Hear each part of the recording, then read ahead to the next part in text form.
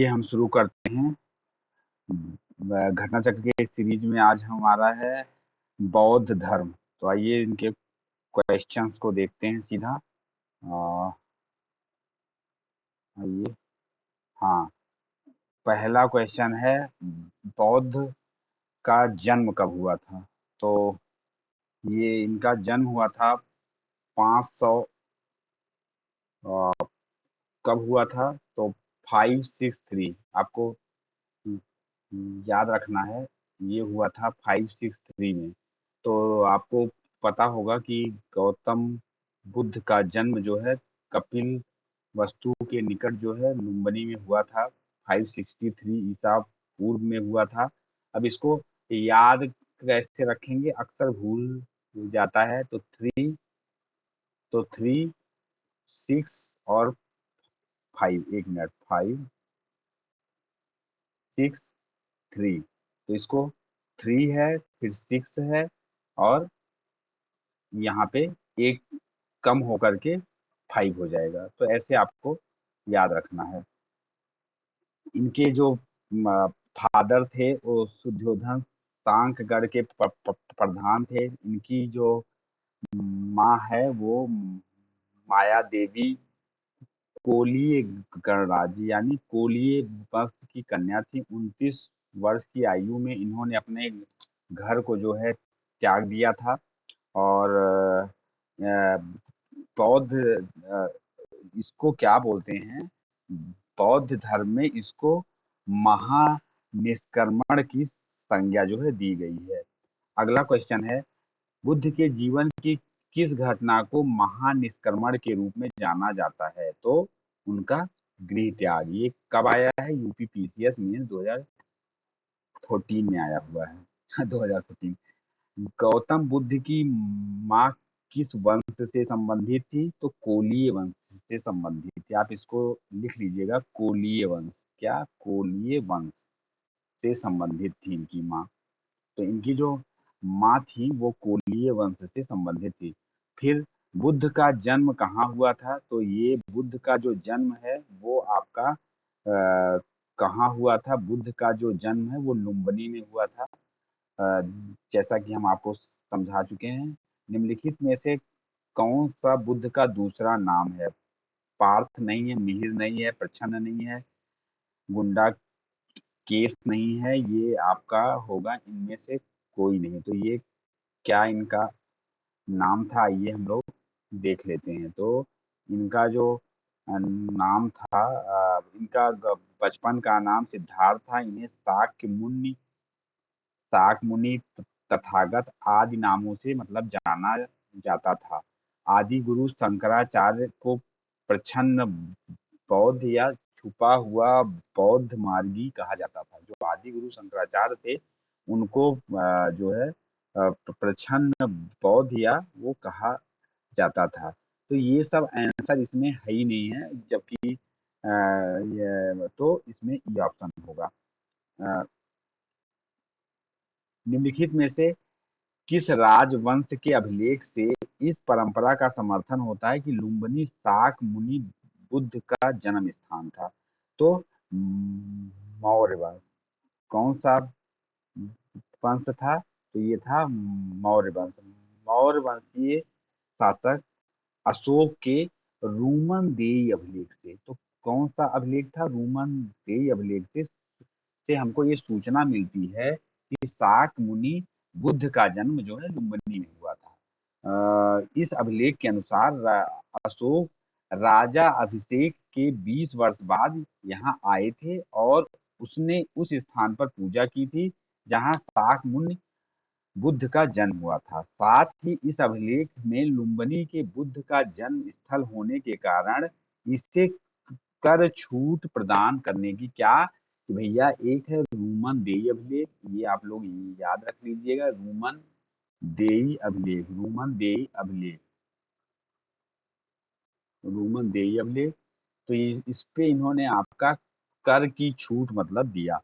तो ये चीजें आप लोग इसको याद रखिएगा।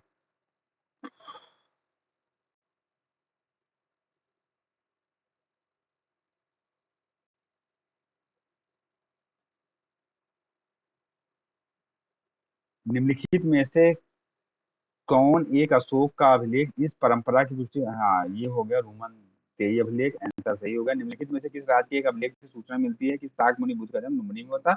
वो है अशोक।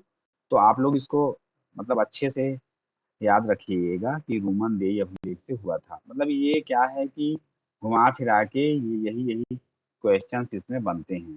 तो आइए जो है हम लोग आ जाते हैं नेक्स्ट जो है नाइन्थ क्वेश्चन पे देख लेते हैं कि क्या है।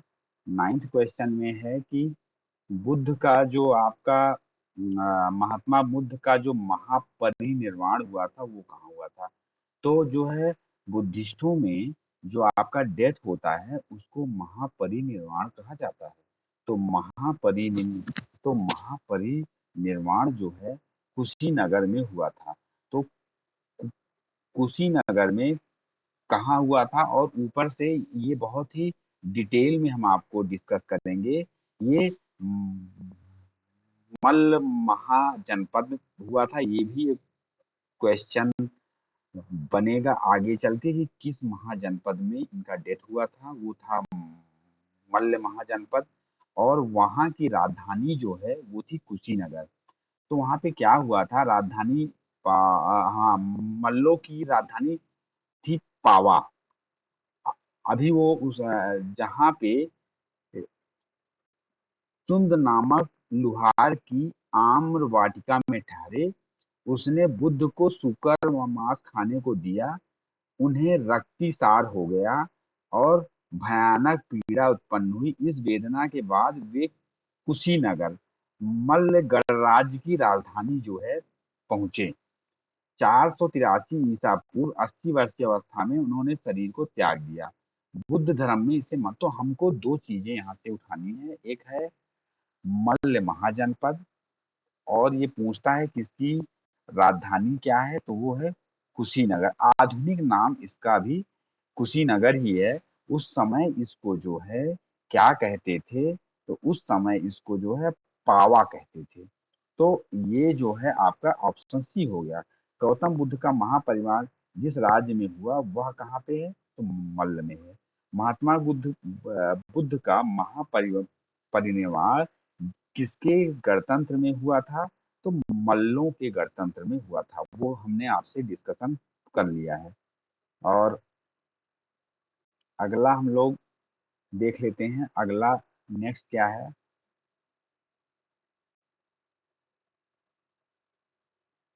नेक्स्ट जो है आपका गौतम बुद्ध ने किस स्थान पर निर्वाण प्राप्त किया था? तो गौतम बुद्ध ने जो निर्वाण प्राप्त किया था वो प्राप्त किया था आपका बोध गया में। अब आपको कमेंट बॉक्स में लिखना है कि नदी का नाम क्या था। तो नदी का नाम जो था वो रिजु पालिका था। जो खासी बात है, रिजु पालिका था। अब इसमें चारों ऑप्शन में नहीं है, तो आप ये बताइए कि कुशीनारा क्या था, लुम्बनी क्या था, ये सब आप लोग पढ़िए। सरावस्ती क्या था, सरावस्ती में उन्होंने सबसे ज्यादा उपदेश दिया था। सारनाथ में उन्होंने अपना पहला उपदेश दिया था। तो पढ़ना ऐसे ही है। तो ये देखिए बोध गया में हुआ था, इसमें कोई ऑप्शन से। महापरिनिर्वाण जो आपका मंदिर है वो कहाँ पे अव्यवस्थित है, तो वो कुशीनगर में है या मल्ल महाजनपद में है। नेक्स्ट क्वेश्चन में हम आ जाते हैं। नेक्स्ट क्वेश्चन में आ जाते हैं। मूर्ति 1876 में अब इसमें देखिए खोद के क्या पूछेगा। 1876 में ये मूर्ति जो है उत्खनन के बाद जो है के द्वारा प्राप्त की गई थी। महानिर्वाण मंदिर विश्व में बौद्ध धर्म के सबसे पवित्र मंदिरों में से एक है। अब देखिए निम्नलिखित में से किनका संबंध बुद्ध के जीवन से था? तो आपको पता है कि कौशल से था, बात सही है। मगध से भी था उनका, ठीक है। तो दो तो ऑप्शन हो ही गए। अब देखिए कौशल महाराणा गौतम बुद्ध ने शिक्षा का प्रसार प्रसार ही मगध एवं कौशल दोनों राष्ट्र। तो इसमें ऑप्शन हो जाएगा 3 और 4। गौतम बुद्ध द्वारा अपने धर्म में दीक्षित किया जाने वाला अंतिम व्यक्ति कौन था? ये बहुत ज्यादा पूछा गया। उसका नाम था, देखिए, अंतिम व्यक्ति कौन था, तो इसको आप लोग कैसे याद करेंगे? जो आदमी एकदम होगा, सुभद्र, उसी को इन्होंने मतलब किया था। अंतिम व्यक्ति जो था उसको इन्होंने शिक्षित किया था, तो उसका नाम था सुभद्र। अपने जीवन के अंतिम वर्ष में गौतम बुद्ध ने जो है कि अपने शिष्य कौन था, चुंद के यहाँ पावा पहुंचे थे। वो यहाँ सुकरमात भोजन खाने के असर से पीड़ित, फिर वे पावा से कुशीनगर चले गए और यहीं पर सुभद्र को उन्होंने अपना अंतिम उपदेश दिया था। तो सुभद्र को बुद्ध द्वारा रूपांतरित निम्न व्यक्तियों में से कौन सा अंतिम था? तो वो था सुभद्र था। देखिए, सुभद्र पे बहुत सारे आए। बुद्ध ने अपने जीवन के अंतिम वर्षा ऋतु कहाँ पे बिताई? तो वो जो है इन्होंने वैशाली में बिताई।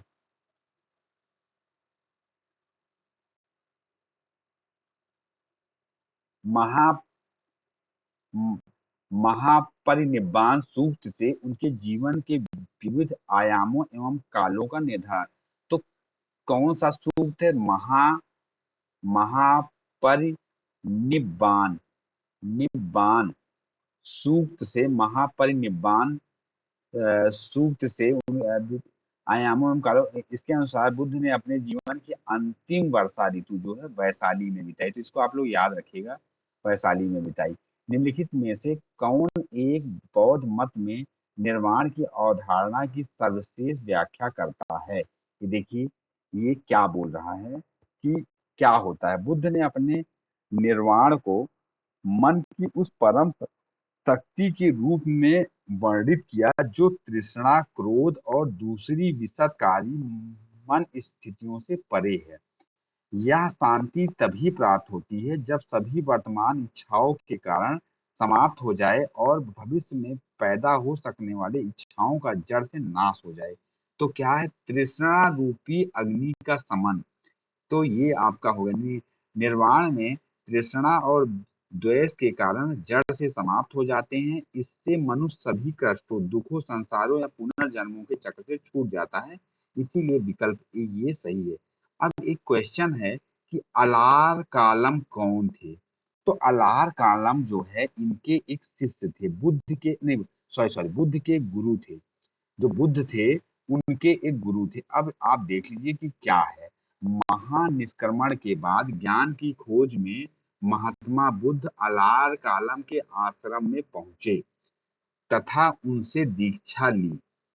अलार कालम के आश्रम में उन्होंने तपस्या की, किंतु वे इससे संतुष्ट नहीं हुए। अलार कालम सांख्य दर्शन के आचार्य थे तथा अपनी साधना शक्ति के लिए, अब देखिए ये घुमा के आ जाएगा कि जो अलार कालम थे,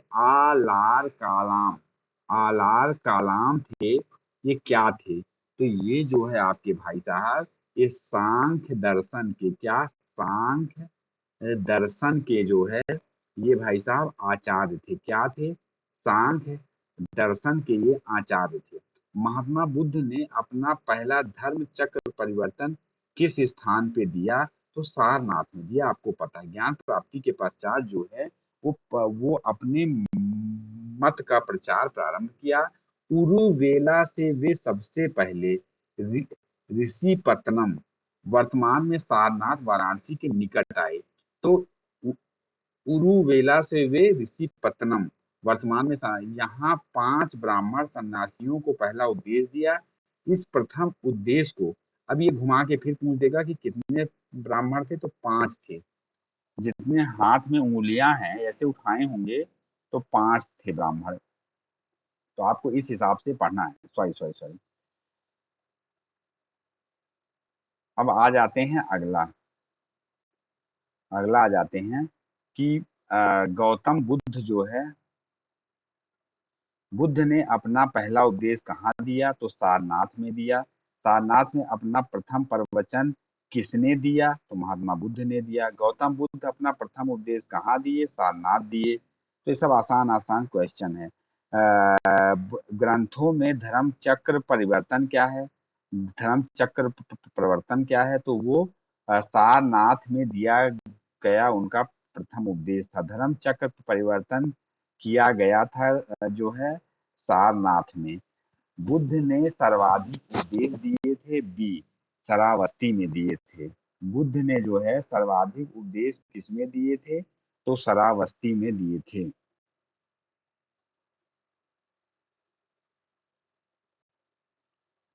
बुद्ध के सबसे अधिक शिष्य बुद्ध के सबसे अधिक शिष्य कोसल राज्य में हुए थे, तथा यहाँ की राजधानी श्रावस्ती में उन्होंने उन्होंने सर्वाधिक, ये हमने आपको आपको भी बताया कि सबसे अधिक तो कहाँ, श्रावस्ती, यहाँ की राजधानी श्रावस्ती में उन्होंने, जो कौशल है उसकी राजधानी क्या थी, तो श्रावस्ती थी। बुद्ध कौशाम्बी किसके राज्यकाल में आए थे, ये भी क्वेश्चन बहुत इम्पोर्टेंट है। तो कौशाम्बी जो है वो उस समय उदयन था, उदयन। महात्मा बुद्ध वत्सराज उदयन के शासनकाल में कौशाम्बी आए थे। वहां उन्होंने नौवां विश्राम किया था। क्या, नौवां विश्राम किया था। ये भी घुमा के क्वेश्चन पूछ सकता है कि कहाँ किया। उदयन ने पिडरौली, क्या नाम है, पिडोला भारद्वाज के प्रभाव से बौद्ध बनने के बाद घोषित राम विहार भिक्षु संघ को दान दिया। तो यहाँ पे जो है दो टाइप के क्वेश्चन बनेंगे कि जो गौतम बुद्ध थे वो जो है कितने विश्राम के बाद आए, तो क्या है, नौवें विश्राम के बाद आए। अब नौवें विश्राम पे कहाँ पहुंचे, तो उदयन के पास पहुंचे। अब उदयन के पास पहुंचे तो उदयन भैया किसी से तो प्रभावित होगा, तो जो वो प्रभावित हुआ उसका नाम था पिडोला भारद्वाज। क्या नाम था, पिडोला भारद्वाज। क्या नाम था, पिडोला भारद्वाज उसका नाम था। और घोषित विहार, क्या नाम था, घोषित राम, घोषित राम विहार भिक्षु संघ, घोषित राम विहार भिक्षु संघ को दान दिया। ठीक है। बुद्ध की मृत्यु के पश्चात,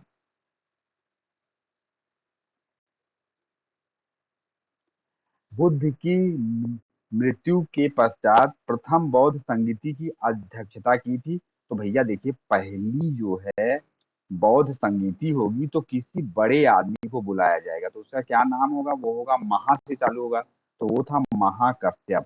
तो प्रथम बौद्ध संघ परिषद की तत्काल बाद राजगृह में हुआ था। राजगृह में हुआ था। और के बाद राज कहाँ पे हुआ था, तो राजगृह की सप्तपर्णी गुफा में। कहाँ पे हुआ था, सप्तपर्णी गुफा में हुआ था। इस समय मगध का जो शासक था अजातशत्रु, तो एके शॉर्टकट है, एके एके एके, अजातशत्रु, कालाशोक, अशोक और कनिष्क। पहली बौद्ध संगीति, दूसरी बौद्ध संगीति, तीसरी बौद्ध संगीति, चौथी बौद्ध संगीति।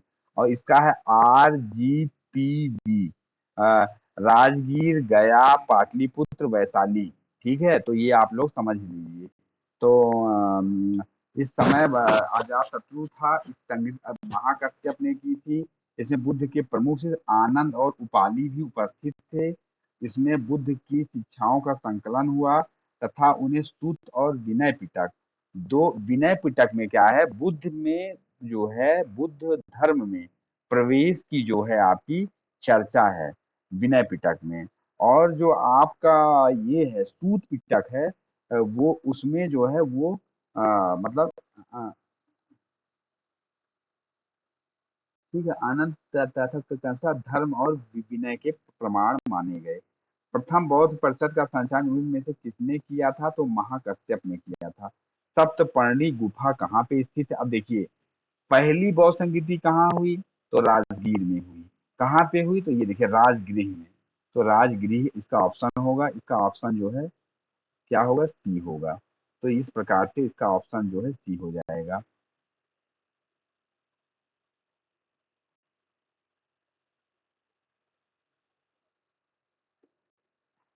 भगवान बुद्ध के महापरिनिर्वाण के बाद पहली बौद्ध संगीति हुई थी, कहाँ हुई थी, राजगृह या राजगीर में हुई थी। कश्मीर में कनिष्क के शासनकाल में जो बौद्ध संगीति आयोजित हुई थी, उसकी अध्यक्षता निम्नलिखित में से किसने की थी? तो उसकी अध्यक्षता जो है, अब देखिए, जो आखिरी बौद्ध संगीति होगी, उसमें आप सबके मित्र हो जाएंगे, तो वो हो जाएगा वासुमित्र। बौद्ध संग तो इसमें ऑप्शन डी होगा, ये शॉर्टकट है। बौद्ध धर्म की चतुर्थ संगीति कुषाण शासक कनिष्क के राजकाल में कश्मीर के कुंडल वन में हुई थी। कुंडल वन, हाँ, कश्मीर के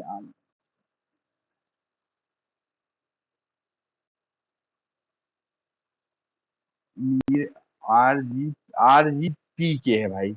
RG राजगीर, गया, पाटलिपुत्र और कुंडलवन। तो इसकी अध्यक्षता वासुमित्र ने की थी और अश्वघोष इसके उपाध्यक्ष थे। इस सभा में महासंधिकों का वर्चस्व था। यहाँ बौद्ध ग्रंथों के कठिन अंशों पर सम्यक विचार किया गया तथा प्रत्येक पिटक पर भाष्य लिखकर उन्हें विभास नामक टीकाओं में संकलित कर दिया। इस समय बौद्ध धर्म हीनयान एवं महायान नामक दो स्पष्ट संप्रदायों में विभक्त हो गया। तो ये भी एक क्वेश्चन बनेगा कि जो है हीनयान और महायान में कब बटे? तो भैया सबसे आखिरी में बटे। कब बटे? चौथी बौद्ध संगीति में बटे। बौद्ध धर्म की महायान शाखाओं औपचारिक रूप से किसके शासन काल में प्रकट हुई? तो आपके कनिष्क के का शासन काल था। उसमें कनिष्क के शासन काल बौद्ध सभा किस नगर में आयोजित की गई? तो वो कश्मीर में की गई।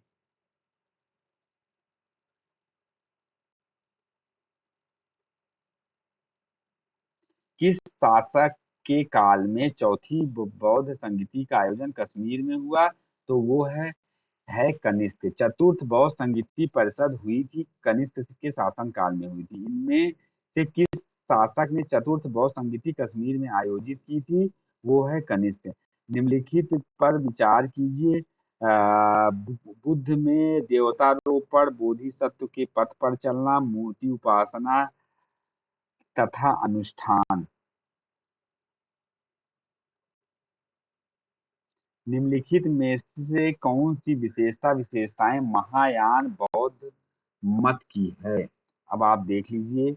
तो ये जो है तीनों है। महायान बौद्ध मत बुद्ध की लोकोत्तर सत्ता तथा देवत्व में विश्वास करता है और बुद्ध के अनेक अवतारों एवं रूपों में विश्वास करता है। साथ ही यह बुद्धत्व के मार्ग पर चलने वाले को बोधिसत्व कहते हैं, जो सभी मानवों की मुक्ति में सहायता करता है।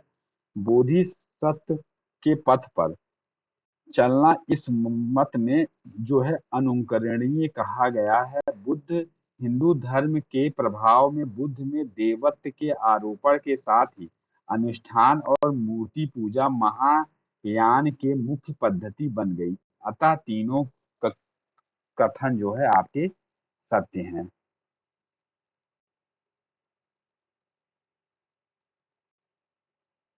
निम्नलिखित चार स्थानों में हुई बौद्ध संगीतियों का सही कालक्रम नीचे दिया गया। तो हमने आपको कहा RGPK, तो राजगीर, उसके बाद ये हो गया दूसरे नंबर पे। जी से आपका RVPK राजगीर, फिर वैशाली पहला, फिर पी से पाटलिपुत्र। 2143 option D. तो ये आपको जो है थोड़ा सा समझना है।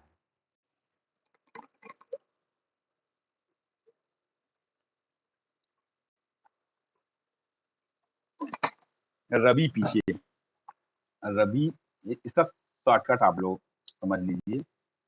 रवि, तो यहाँ से हो जाएगा राजगीर और बी से हो जाएगा वैशाली और पी के, बस ये आपको याद हो जाएगा। 1 मिनट में।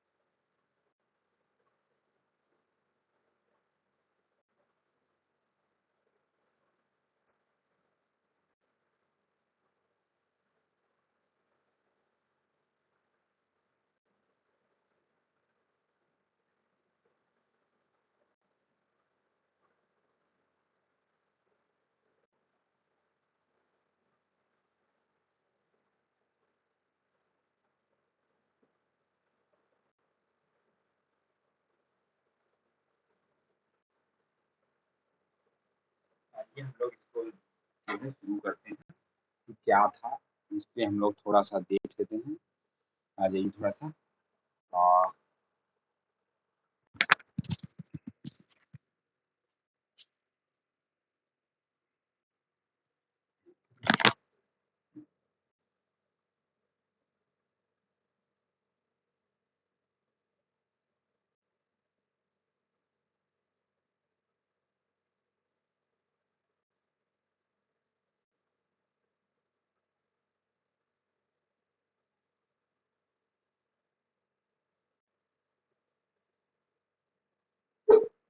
एक मिनट।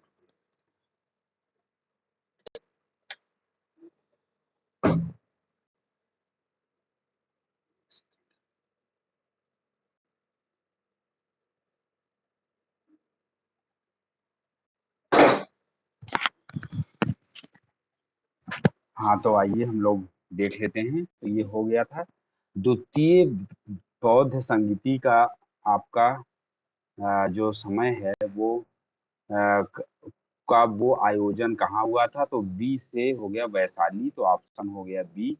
और तृतीय बौद्ध संगीति का आयोजन कहाँ हुआ था, तो वो हुआ था पाटलिपुत्र।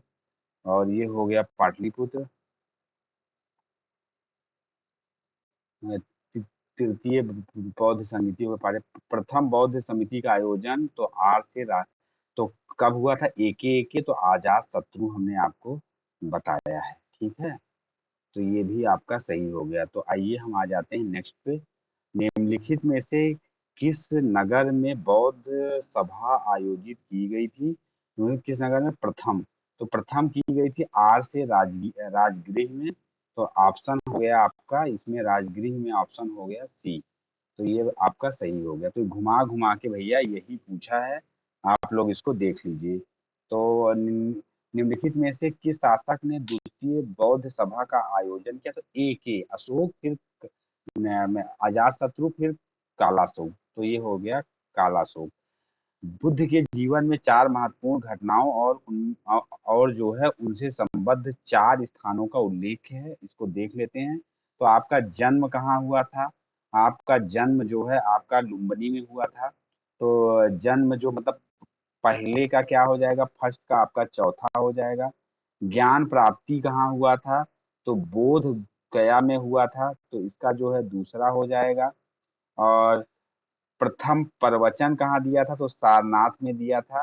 तो 4 2 1, तो ये तीन तो हो ही जाएगा।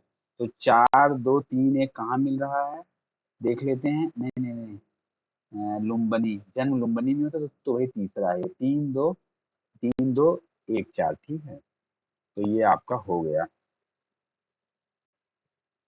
तो ये आपका हो गया। महात्मा बुद्ध, ये आपको हो गया है।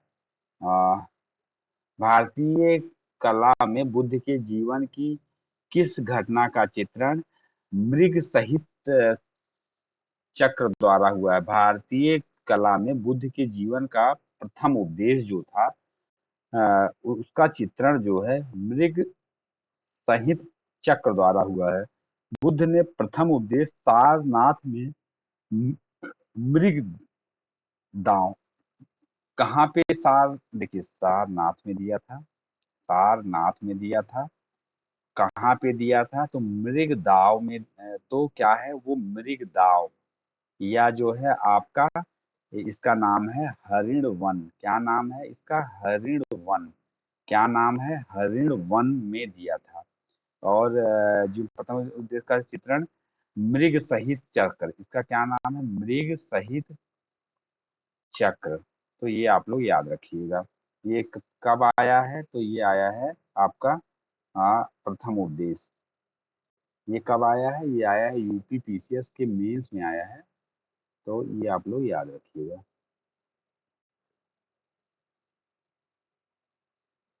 ओ सॉरी।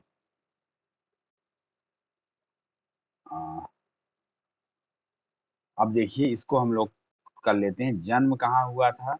अब ये जो है कुछ जो है आपके जो है इनके जो है कुछ कुछ वो है। तो ये जन्म का है, आप ऐसा सोचिए जन्म हुआ है कमल के फूल पर। ये चिन्ह है। प्रथम प्रवचन का क्या है? धर्म चक्र परिवर्तन है। तो क- कमल हो गया 4, और प्रथम प्रवचन हो गया जो है दूसरा। तो चौथा दूसरा, आप ऑप्शन पकड़ते रहिए, शायद डी होगा। और महाबोधि जो है वो है बोधि वृक्ष। और त्याग जो है वो है घोड़ा। तो त्याग का घोड़ा जो है ये आपका डी ऑप्शन सही हो गया। अब यही घुमा घुमा के ये पूछेगा।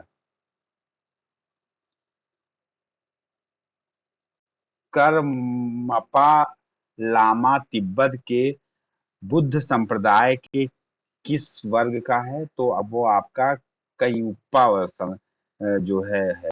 तो क्या है ये? किससे है? तो कंग यूपा से संबंधित है। किससे संबंधित है? तो कंब यूपा से संबंधित है। 49 क्या है? महात्मा बुद्ध के संबंध में निम्नलिखित में से कौन सा सही है? उनका जन्म कपिलवस्तु में हुआ था, गलत है, लुम्बिनी में हुआ था। उन्होंने बोध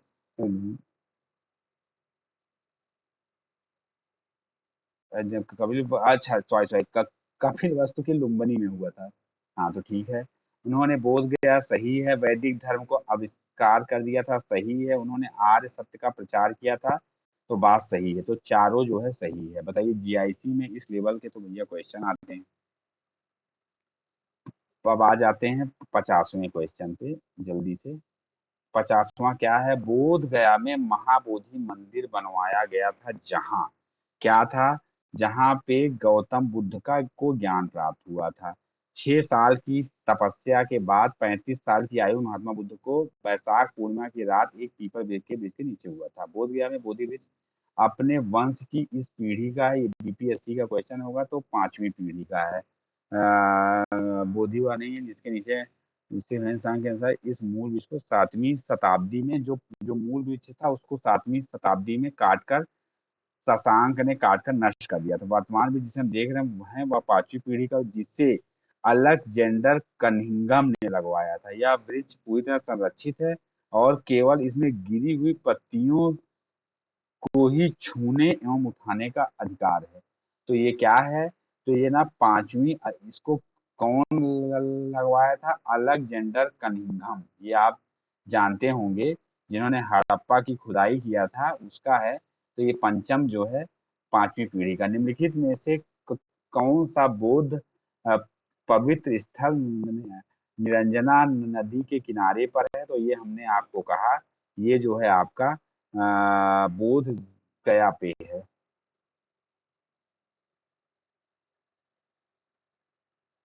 आधुनिक फल्गु नदी को ही पूर्व में, जो फल्गु नदी थी उसी को ही पहले में निरंजना दिया था।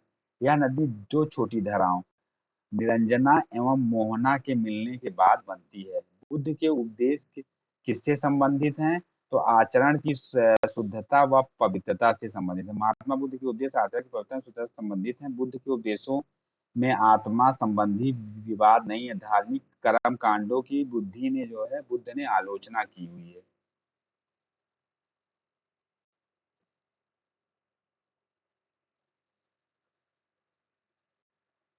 निम्नलिखित में से कौन बुद्ध के जीवन काल में ही संघ प्रमुख होना चाहता था? वो था देवदत्त। देवदत्त जो है वो बुद्ध का जो है चचेरा भाई था। वह पहले उनका अनुगत बना और फिर उनका विरोधी बन गया।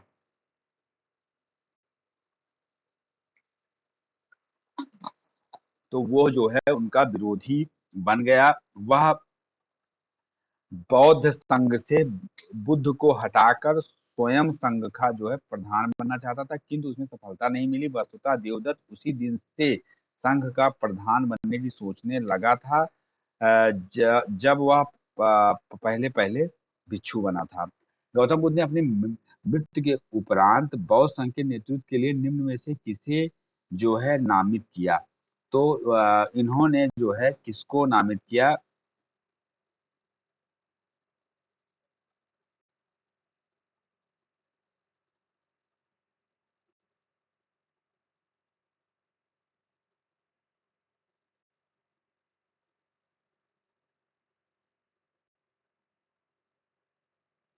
तो इसमें क्या है, उन्होंने किसी को भी नामित नहीं किया था, तो इसमें ऑप्शन डी हो जाएगा। अष्टमार्ग की संकल्पना का अंग क्या है, तो वो है धर्म चक्र परिवर्तन सूत्र की विषय वस्तुता।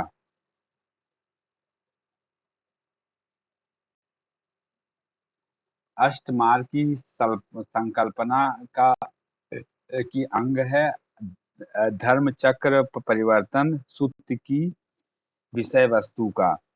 तो गौतम बुद्ध ने जो है चतुर्थ आर्य सत्य में हाँ, तो क्या है कि जो गौतम बुद्ध थे, उन्होंने क्या किया है कि चतुर्थ आर्य सत्य में जो है दुख निरोध का जो है उपाय को उन्होंने बताया है। इसे दुख निरोध गामिनी प्रतिपदा कहा जाता है। ठीक है। और ये क्या है, इसे मध्यमा प्रतिपदा या मध्यम मार्ग भी कहा जाता है। इस मध्यमा प्रतिपदा में 8 सोपान है, इसलिए अष्टांगिक मार्ग भी कहा जाता है। ये 8 सोपान है: सम्यक दृष्टि, सम्यक संकल्प, सम्यक वाक, सम्यक कर्मात, सम्यक आजीव, सम्यक व्यायाम, सम्यक स्मृति एवं सम्यक समाधि। अष्टांगिक मार्ग धर्म चक्र परिवर्तन सूत्र की विषय वस्तु का अंग है। तो धर्म चक्र परिवर्तन सूत्र की विषय वस्तु जो है इसमें आपका हो जाएगा ऑप्शन डी।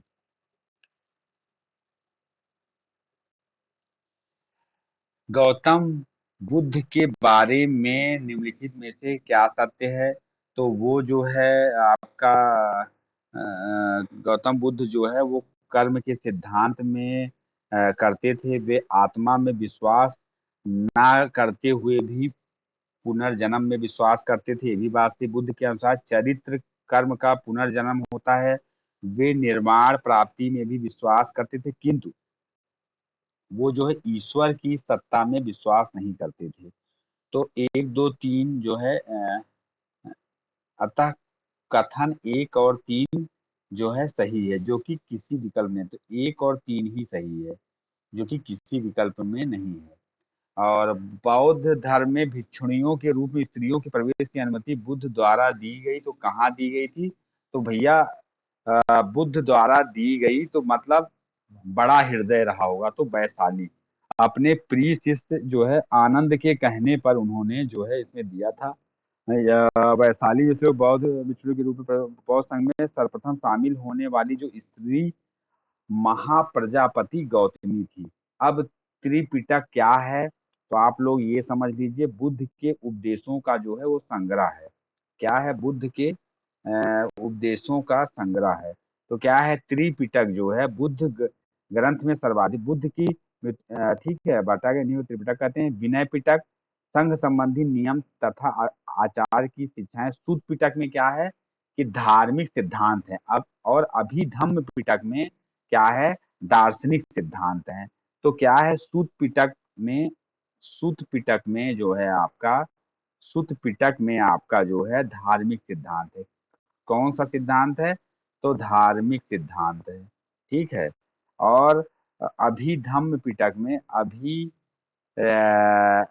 धम्म पिटक में जो है आपका दार्शनिक सिद्धांत है। कौन सा सिद्धांत है, दार्शनिक सिद्धांत है। और विनय पिटक में संघ संबंधी नियम तथा आचार विचार हैं।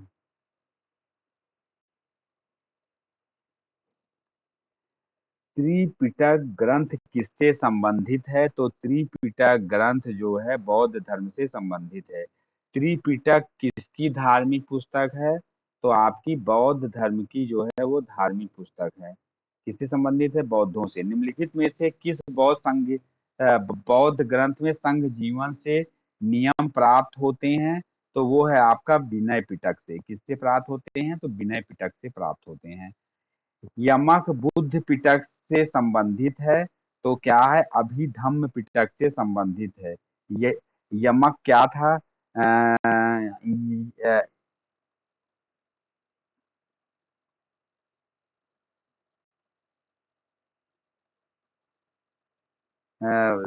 यमक क्या था? अभिधम्म पिटक में दार्शनिक सिद्धांतों का का जो है संग्रह मिलता है।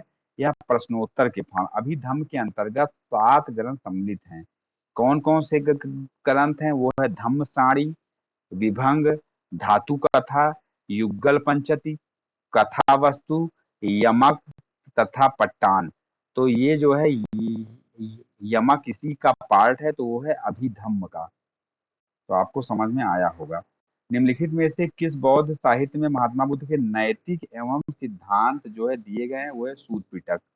तो सूत पिटक में जो है आपके नैतिक एवं सिद्धांत दिए गए हैं।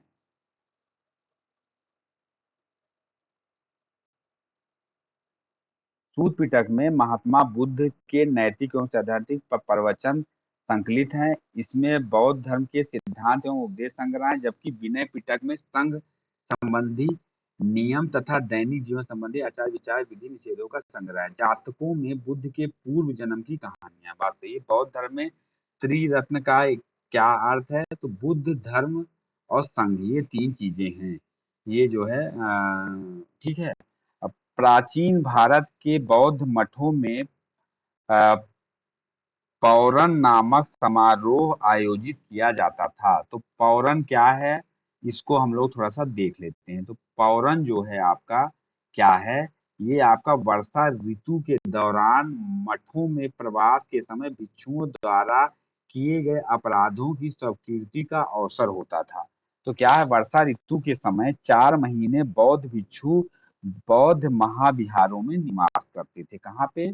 बौद्ध महाविहारों में निवास करते थे। इस समय धर्म प्रचार का कार्य स्थगित रहता था। वर्षा ऋतु की समाप्ति पर जब पुनः धर्म प्रचार कार्य प्रारंभ होता था, तो बौद्ध भिक्षु पौरन नामक समारोह आयोजित करते थे। ठीक है, जिसमें पीछे किए गए कार्यों पर विचार करते हुए आगे की जो है कार्य योजना बनाई जाती थी। इसके अतिरिक्त भिक्षु इस समारोह में अपने द्वारा किए गए अपराधों को स्वीकार करते थे। अशोक राम विहार निम्नलिखित में से कहाँ पर स्थित है? तो अशोक राम विहार जो है इस समय कहाँ पे उपस्थित है? तो अशोक राम विहार जो है पाटलिपुत्र में उपस्थित है। तो पाटलिपुत्र जो है ये स्थित है। अब देखिए पाटलिपुत्र क्या है कि वहां पे तो ये है। चलिए हम लोग समझ गए। अब इसके आगे की कहानी क्या है कि मौर्य शासक अशोक ने पाटलिपुत्र में अशोक राम विहार को निर्मित किया। किसके अनुसार? प्रसिद्ध बौद्ध ग्रंथ महावंश के अनुसार। किसके अनुसार? तो महावंश के अनुसार जो ग्रंथ था उसके अनुसार उन्होंने जो है अशोक राम विहार को निर्मित करवाया। इस विहार का निर्माण इंद्रगुप्त नामक थेर भिक्षु के निरीक्षण में हुआ। किसके? तो इंद्र इंद्र भगवान से आप लोग याद रखिएगा। इंद्रगुप्त नामक थेर भिक्षु के निर्माण। तीसरी बौद्ध संगीति सभा भी अशोक के समय में हुई थी। जो तीसरी बौद्ध संगीति थी वो भी यहीं हुई थी। तो पाटलिपुत्र में है। विश्व का सबसे ऊंचा कहा जाने वाला विश्व शांति स्तूप कहाँ पर है? तो बिहार में राजगीर की पहाड़ियों 400 मीटर की ऊंचाई पर स्थित शांति स्तूप विश्व का सबसे ऊंचा कहा जाने वाला विश्व शांति स्तूप है। 17 बुद्ध की 80 फुट बड़ी प्रतिमा जो बोध गया में है वो निर्मित की गई है। तो किसके द्वारा की गई है? वो जापानियों के द्वारा की गई है। बुद्ध की 80 फीट ऊंची बोध गया में जो प्रतिमा है वो कहाँ पर स्थित? प्रतिमा लाल ग्रेनाइट एवं बलुई पत्थरों से निर्मित है, जिसका निर्माण में 7 वर्ष का समय लगता है। यह प्रतिमा जापान के दाइजोकियो संप्रदाय के सहयोग द्वारा निर्मित की गई थी। 71 सर्वप्रथम जो है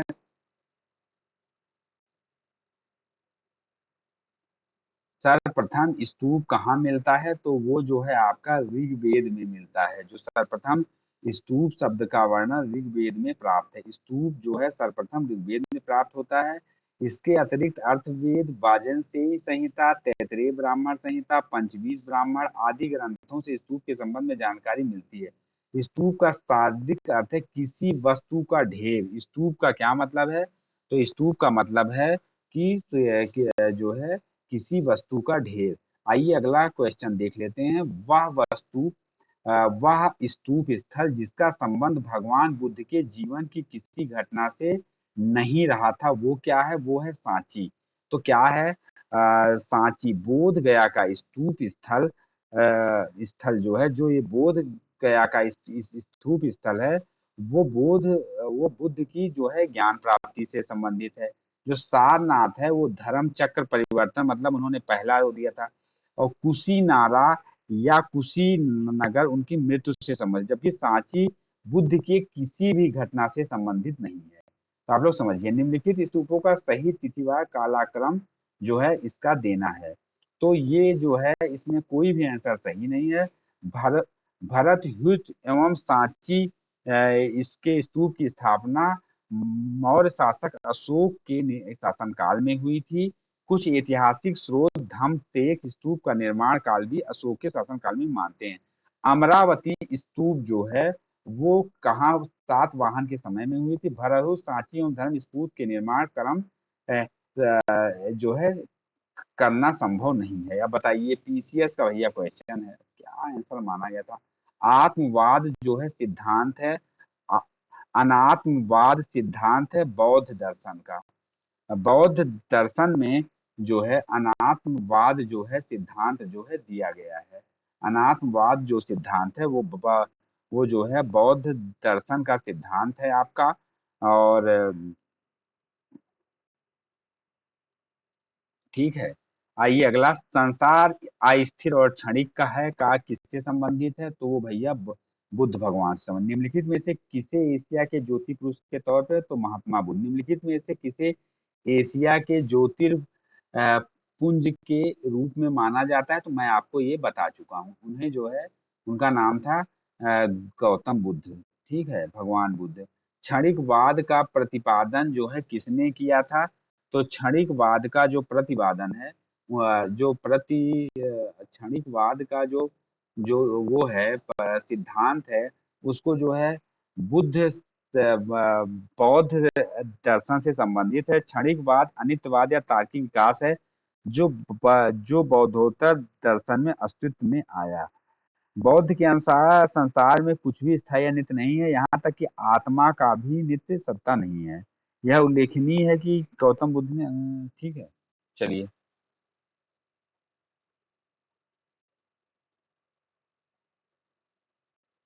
भारत में सांस्कृतिक इतिहास के संदर्भ में पारमिता शब्द का सही विवरण निम्नलिखित में से कौन सा है? तो पारमिता शब्द का सही विवरण कौन सा है? तो वो है आपका अ, परिपूर्णताएं जिनकी प्राप्ति से बोधि सत्व पथ प्रशस्त हुआ। ठीक है। भारत की पारमिता क्या है? परिपूर्णता जिनकी जिनकी प्राप्ति से बोधि सत्व पथ प्रशस्त हुआ। बौद्ध धर्म में बोधि सत्व, ठीक है। सर एडविन एर्नाल्ड की पुस्तक द लाइट ऑफ एशिया आधारित है, किस पे आधारित है? तो ललित विस्तार पर आधारित है। किस पर आधारित है? ललित विस्तार पर आधारित है। Sir the light of Asia Lalit विस्तार इस पुस्तक का प्रकाशन 1879 में लंदन में किया गया था। बौद्ध धर्म के महायान और हीनयान संप्रदायों में सर्वाधिक मौलिक अंतर निम्नलिखित में से कौन सा है? तो वो है देवी देवताओं की जो पूजा है, वो सबसे ज्यादा मौलिक अंतर है। तो बौद्ध धर्म अ,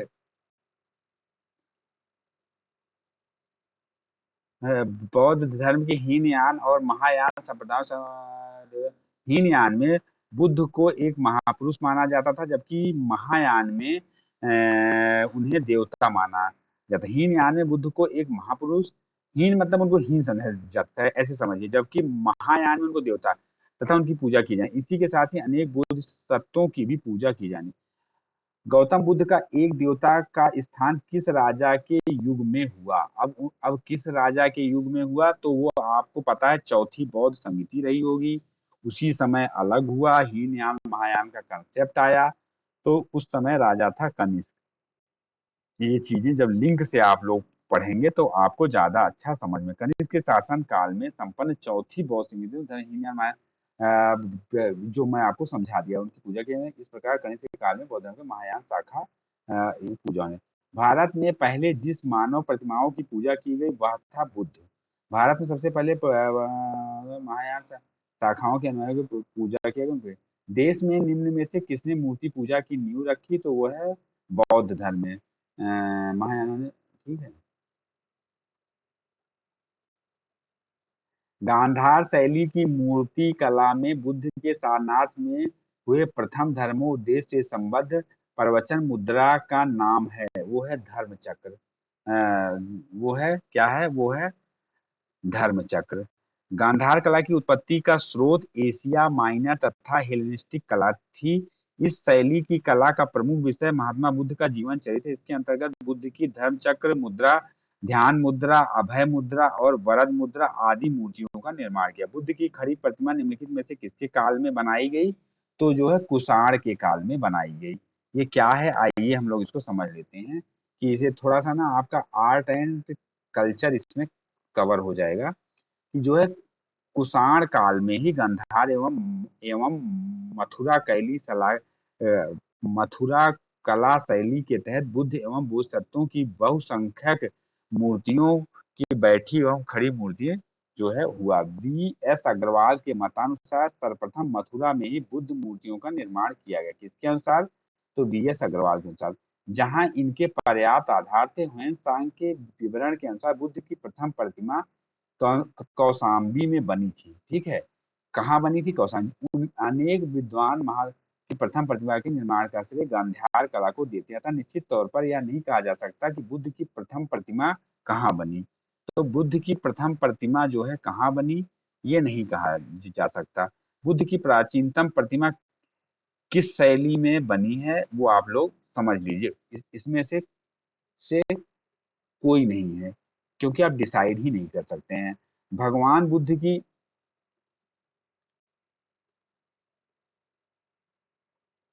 भगवान बुद्ध की प्रतिमा कभी एक हस्त मुद्रा युक्त दिखाई गई, जिसे भूमि स्पर्श मुद्रा कहा जाता है। यह किसका प्रतीक है, तो मार के प्रलोभनों के बावजूद अपनी शुचिता एवं शुद्धता का साक्षी होने के लिए बुद्ध की धरती का आह्वान। भूमि स्पर्श मुद्रा की सारनाथ बुद्ध मूर्ति संकेत है गुप्त काल से। तो क्या है, बुद्ध की भूमि स्पर्शी मुद्रा से तात्पर्य अपने तप की शुचिता और निरंतरता को बनाए रखने से। बुद्ध की भूमि स्पर्श मुद्रा मार्ग कामदेव के प्रलोभनों के बावजूद अपनी शुचिता और शुद्धता के साक्षी होने के लिए बुद्ध की धरती की आवाहन का प्रतीक है। अब मूर्ति ये हो गया, ये हमने बोल दिया। अच्छा, चलिए भाई आ जाते हैं नेक्स्ट पे। सॉरी।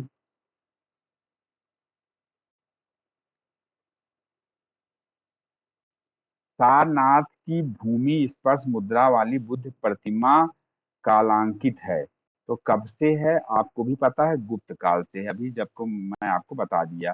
तो भूमि स्पर्श वाली जो मुद्रा है वो कब से है, तो वो आपकी सारनाथ से है। भारत के सांस्कृतिक इतिहास के संदर्भ में निम्नलिखित युग्मों पर विचार करिए। तो ये क्या है, तो परिवारजक क्या है, परित्यागी या भ्रमणकारी है। श्रमण क्या है, भिक्षु और साधु है। उपासक क्या है, बौद्ध धर्म का साधारण अनुगामी है। तो इसमें क्या हो जाएगा, केवल एक और तीन हो जाएगा। श्रमण जो होता है वो जो क्या रहता है, वो वो भिक्षु और आबलिक साधु रहता है। परिवारजक निम्नलिखित में से कौन से शासक ने बौद्ध मत के विस्तार में जो है योगदान नहीं दिया था, वो है पुष्प मित्र सुंग। ये जो है भाई बहुत कट्टर विरोधी था, बल्कि इसके समय में बहुत सारा इसने मठों को तोड़ डाला था। ठीक है। कनिष्क का है, हर्षवर्धन का है, और इसका नहीं है। तो आइए हम लोग आ जाते हैं 93 क्वेश्चन पे। कुशीनगर मल्ल गणराज्य की राजधानी थी। बात सही है। महात्मा बुद्ध का महापरिनिर्वाण कुशीनगर में हुआ था। ए तथा बी दोनों सही है, बट ये इसकी सही व्याख्या नहीं करता है। तो ये क्या है, आइए देख लेते हैं। बौद्ध ग्रंथ अंगुत्तर निकाय की वर्णित मल्लिक मैं पावा पढ़ रहा हूँ ना, तथा कुशीनगर सही थे। सही बात है। चलिए, लोथल क्या है ये देख लेते हैं। लोथल जो है प्राचीन गोदी क्षेत्र, जो सही सुमेलित है। सारनाथ बुद्ध का सही सुमेलित। राजगीर अशोक का संघ कीर्ति स्तंभ, ये नहीं है, ये शायद कहीं और है। नालंदा बौद्ध अधिगम का महान पीठ, तो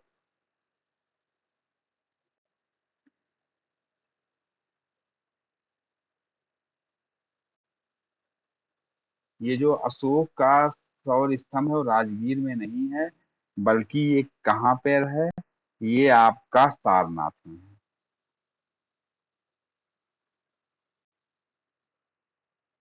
महायान बौद्ध धर्म में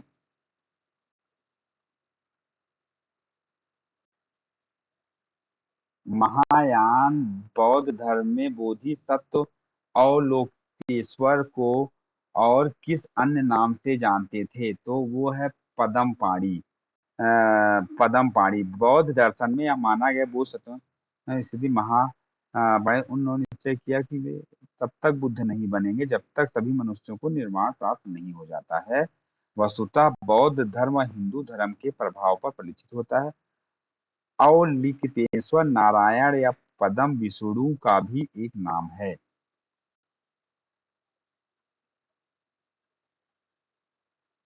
ठीक है।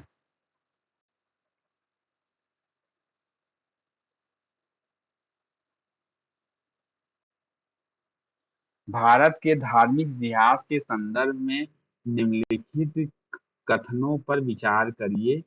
तो स्थिरवादी महायान बौद्ध से संबंधित है, ये नहीं होगा। लोकोत्तरवादी संप्रदाय बौद्ध धर्म के महाधार्मिक संप्रदाय की एक शाखा थी, ये सही है। महासाधिकों द्वारा बुद्ध के देवतारोपण ने महायान बौद्ध धर्म को प्रोत्साहित किया, तो बात सही है। ये दो बातें सही हैं।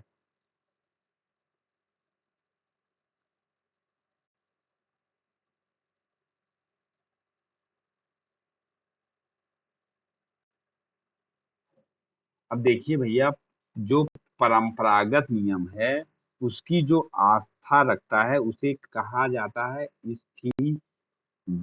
स्थीवर या थेरावादी कहा जाता है। ठीक है। जो परंपरागत नियम को मानता है। स्थिरवाद बौद्ध धर्म की हीनयान शाखा से संबंधित है, इसको बताया। इसका नेतृत्व महाकच्चायन ने किया। परिवर्तन के साथ नियम को स्वीकार करने वाला संप्रदाय महासाधिक कराया तथा इसका नेतृत्व कश्यप ने किया। लोकोत्तरवादी संप्रदाय बौद्ध धर्म के महासंघी समुदाय की शाखा थी। बौद्ध धर्म में लोकोत्तरवाद निकाय 18 निकायों में से एक है। भारतीय इतिहास के संदर्भ में से कौन भावी बुद्ध हैं जो संसार की रक्षा हेतु अवतरित होते रहेंगे, तो वो है मैत्रेय। अब ये क्या है, बौद्ध मान्यताओं के अनुसार मैत्रेय सांस्कृतिक एवं बोधि सत्व है। क्या है? बोधि तत्व है जो पृथ्वी पर भविष्य में अवतरित होंगे और बुद्धत्व प्राप्त करेंगे तथा विशुद्ध धर्म की शिक्षा देंगे। मैत्रेय के अवतरण की भविष्यवाणी ऐसे समय के लिए की गई जब इस लोक में अनैतिकता अनाचरण इतना बढ़ जाएगा कि मानव जीवन असुरक्षित होता दिखेगा। सुरक्षा के लिए लोग इधर उधर भटकेंगे, सर्वत्र त्राही त्राही मच जाएगी और जीवन संघर्षमय बनता दिखेगा। ऐसे आपातकाल में बोधिसत्व मैत्रेय इस भूतल पर भविष्य के बुद्ध के रूप में अवतरित होंगे। वह पुनः बुद्ध धर्म की स्थापना करेंगे और सभी मानवों की सुख समृद्धि को प्रदान करेंगे। भैया अपने यहाँ भी कल्कि जी के अवतार की चर्चा है। बस यही सब है। अवतार कौन लेगा देखते हैं। भारत के धार्मिक इतिहास के संदर्भ में निम्नलिखित कथनों पर विचार करिए। तो ये क्या है, बोधिसत्व बौद्ध मत के हीनयान संप्रदाय की जो है संकल्पना थी। तो ये बात जो है आपकी सही नहीं है। बोधिसत्व अपने प्रबोध के मार्ग पर बढ़ता हुआ करुणामय है, वो बात ये है। बोधिसत्व समस्त सचेतन प्राणियों को उनके प्रबोधन के मार्ग पर चलने में सहायता करने के लिए स्वयं को निर्वाण प्राप्त विलंबित करता है। तो वो 2 और 3 है।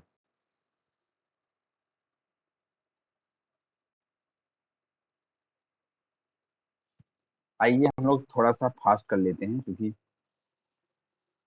हाँ, हाँ, हाँ, 1 मिनट।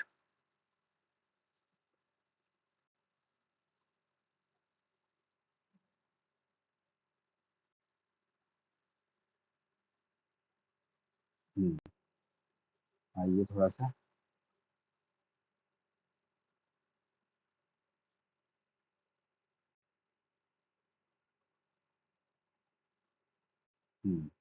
बोधिसत्व पदम पाणि का चित्र सर्वाधिक प्रसिद्ध और प्रायः चित्रित चित्रकारी है, जो है कहाँ पर है, वो है अजंता में। कहाँ पर है? अजंता में है। हीनयान अवस्था का विशालतम एवं सर्वाधिक विकासशील शैलकृत चैत्य ग्रह है, वो कहाँ पर है? तो वो है कार्ले में है। कहाँ पे है? तो कार्ले में है। यह पूरे महाराष्ट्र के के मावल तालुका में स्थित है। निम्नलिखित में से किस शैलकृत गुफा में 11 12 सिंहों के बोधिसत्व का है? वो है कन्हेरी। वो है कन्हेरी। ये क्या है? सरस्वती द्वीप में स्थित कन्हेरी गुफाएं महाराष्ट्र में मुंबई शहर में एक प्रमुख पर्यटन स्थल है। तो यहाँ पर क्या है कि यहाँ पर 11 जो है सिंहों का। प्रथम शताब्दी ईस्वी में किस भारतीय बौद्ध भिक्षु को चीन भेजा गया था? उसका नाम है नागार्जुन।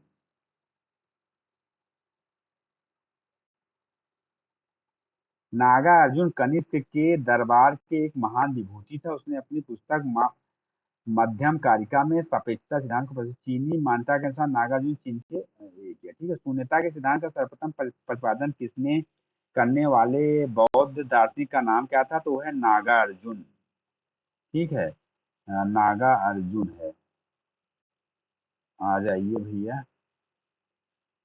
नागार्जुन किस बौद्ध संप्रदाय के थे? तो वो वे जो है माध्यमिक बौद्ध संप्रदाय के थे। बौद्ध शिक्षा का केंद्र है, वो है विक्रमशिला। बौद्ध शिक्षा का जो केंद्र है, प्राचीन 3 केंद्र थे, नालंदा, वल्लभी और विक्रमशिला। तो जो है ये आपके हैं वल्लभी गौतम वल्लभी विश्वविद्यालय कहाँ पर स्थित था?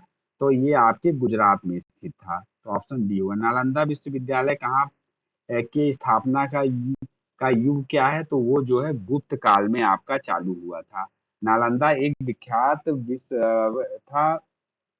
ये राजगीर के निकट जो है स्थित था। ये भी खासी बात है। और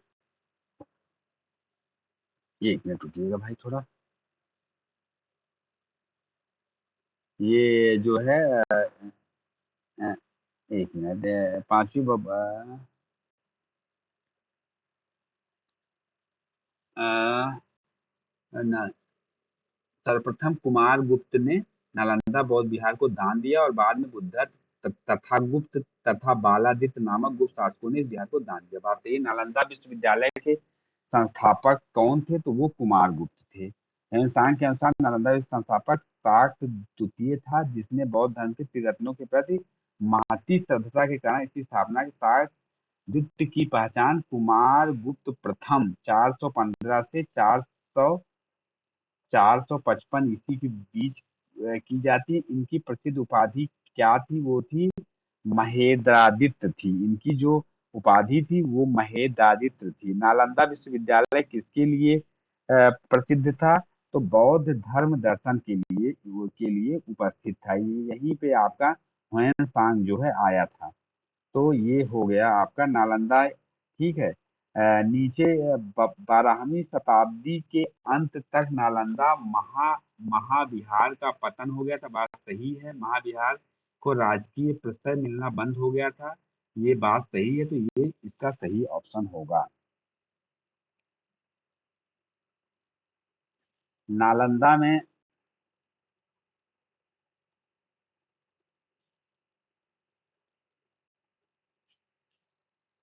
नालंदा में एक विख्यात बौद्ध पीठ पे एक विश्वविद्यालय था। यह दक्षिणी बिहार में राजगीर के निकट स्थित था। 5वीं सदी के मध्य गुप्तों के समय में नालंदा स्थित विश्वविद्यालय अस्तित्व में आया। 6ठी शताब्दी से भारत में तंत्रवाद का विकास हुआ। पाल शासक धर्मपाल ने विक्रमशिला स्थापना की। क्या किया? विक्रमशिला की स्थापना किया, आप लोगों को पता है। और धर्मपाल ने जो है किया। आगे पाल शासकों ने तंत्रवाद की शिक्षा पर केंद्रित अधिक महत्व दिया। नालंदा उपेक्षित होने लगा तथा 12वीं शताब्दी के अंत तक इसका क्रमिक पतन हो गया। बाद में बख्तियार खिलजी द्वारा इसे जलाकर अंतिम रूप से नष्ट कर दिया गया। इस तरह नालंदा के पतन में राजकीय प्राश्रय का अभाव जो है कारण है। नव नालंदा महाविहार किसके लिए है? तो पाली अनुसंधान संस्थान है। नव नालंदा महाविहार बौद्ध अध्ययन के आधुनिक केंद्र है, जिसे बिहार सरकार ने वर्ष 1991 में नालंदा में स्थापित किया। इस केंद्र में बौद्ध एवं पाली अनुसंधान संस्थान है। यहाँ बड़ी संख्या में श्रीलंका, जापान, कोरिया, तिब्बत, भूटान आदि देशों से पाली एवं अ, बौद्ध दर्शन के लिए जो है आते थे। अब हम लोग देख लेते हैं निम्नलिखित में से कौन से बौद्ध धर्म और जैन धर्म दोनों में समान रूप से विद्यमान थे? तो वो आपका है तप और भूख के अति का पर्याय, वो गलत है। वेद प्रमाण के प्रति अनास्था सही है। कर्म कांडों के फलता का निषेध बात सही है। प्राणियों की हिंसा का निषेध, तो इसमें ऑप्शन बी हो जाएगा।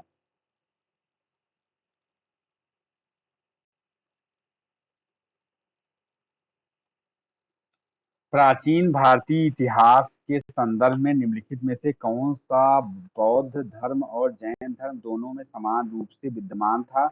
तो वो है आपका वेद प्रमाण के प्रति अनास्था और कर्म कांडों की फलवत्ता का निषेध, ये दोनों था।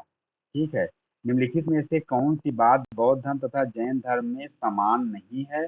वो है आत्मदमन, अहिंसा है, वेदों के प्रति उदासीनता है, और ये भगवान बुद्ध ने निम्नलिखित में से 4 आर्य सत्यों का प्रतिपादन किया।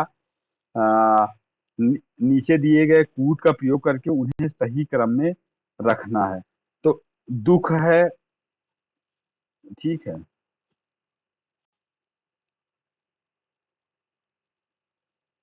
दुख है, और ये इसके बाद हो जाएगा दुख का कारण है।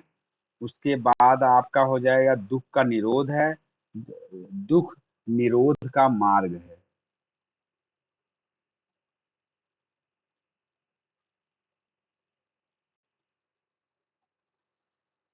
बौद्ध तथा जैन दोनों ही धर्म विश्वास करते थे कि कर्म तथा पुनर्जन्म के जो सिद्धांत हैं वो सही हैं। बौद्ध दर्शन के अनुसार पुनर्जन्म नहीं होना होता है, तो ये गलत बात है। तो ये आत्मा की सत्ता नहीं है, ये भी से, तो ये डी ऑप्शन हो जाएगा। 117 ये आपका हो जाएगा। आइए हम नेक्स्ट पे आ जाते हैं।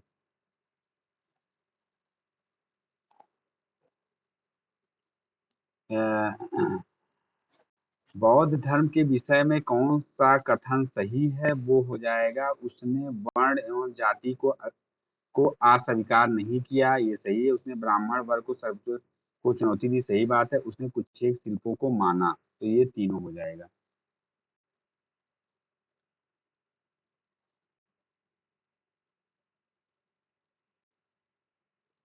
बौद्ध धर्म के विस्तार के कारण में सम्मिलित थे। क्या क्या सम्मिलित थे? धर्म की सादगी, दलितों के लिए विशेष अपील, धर्म की मिशनरी भाव, धार्मिक स्थानीय भाषा का प्रयोग, और आपका अ, ये नहीं होगा। तो ये 1 2 3 4 हो जाएगा। 120। बस अब थोड़ा सा ही है, आइए खींच देते हैं। आरंभिक मध्ययुगीन आरंभिक मध्ययुगीन समय में बौद्ध धर्म का पतन किस कारण से हुआ? तो वो है आपका उस समय तक बुद्ध विष्णु के अवतार समझे जाने लगे और वैष्णव धर्म का हिस्सा बन गए थे, इसलिए इसका वो हो गया। ये भी नहीं सही है, ये भी नहीं सही है, तो पढ़ने का कोई मतलब ही नहीं। 121 क्या है? भारत के धार्मिक इतिहास के संदर्भ में निम्नलिखित कथनों पर विचार करिए।